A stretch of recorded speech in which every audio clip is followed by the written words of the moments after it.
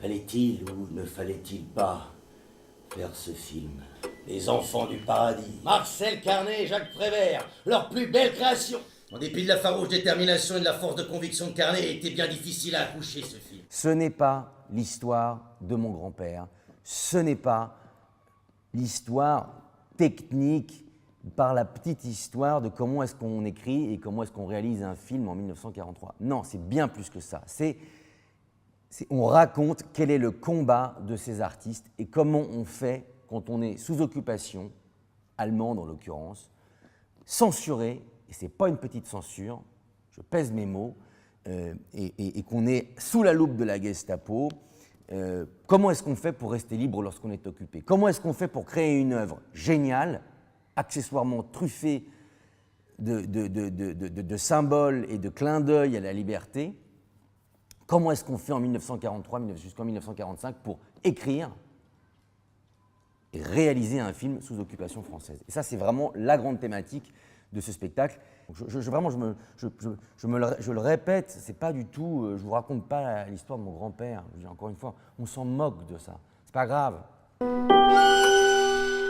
dénonces ouvertement la délation qui mène aux déportations et tu t'imagines que l'occupant fermera les yeux. On est dans le souvenir de Pierre Brasseur, en 1955, il est chez lui en train de peindre, et puis voilà, il se souvient de cette époque pas si lointaine que ça, qu'à une dizaine d'années, avec toutes les réminiscences et les répercussions que ça a encore. On ne traverse pas la guerre de manière indemne, il faut bien le savoir. Et là, tout d'un coup, apparaît, il rentre dans le dialogue, et on quitte le souvenir, on quitte Brasseur, il rentre, et tout d'un coup, apparaît Carné, apparaît Prévert, tac, tac, tac, ils s'engueulent, ils se montent, ils se crêpent le chignon, tic, tac, hop, on redégage et on repart dans le souvenir de Brasseur, qui revient, hop, tout d'un coup, on voit Arletty qui surgit, et hop, Marcel Héran, voilà, et puis Barrault, voilà, et tous les protagonistes du spectacle apparaissent les uns après les autres, et moi, du coup, je passe de l'un à l'autre, simplement. Je n'écris pas des films pour complaire à l'occupant. Il ne s'agit pas de complaire, là, mais de ne pas trop déplaire. Notre silence devant les événements fait de nous des collaborateurs.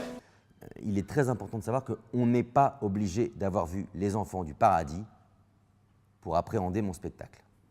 Pas de problème. On peut venir voir mon spectacle. C'est un spectacle qui, encore une fois, parle de la liberté. En revanche, je pense que le bon ordre, c'est de voir mon spectacle. Et ensuite, normalement, vous devriez avoir l'envie naturelle de voir ce film si vous ne l'avez jamais vu ou de le découvrir si vous ne le connaissez pas. Nous sommes des artistes, Marcel. Nous t'aimons la beauté et la grandeur des choses.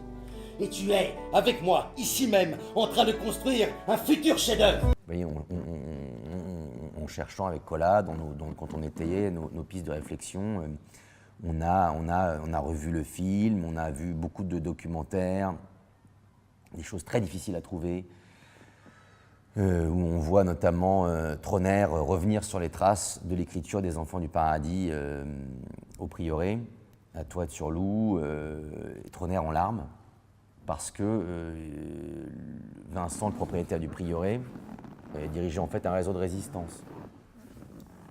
C'était leur copain, Vincent, et en fait,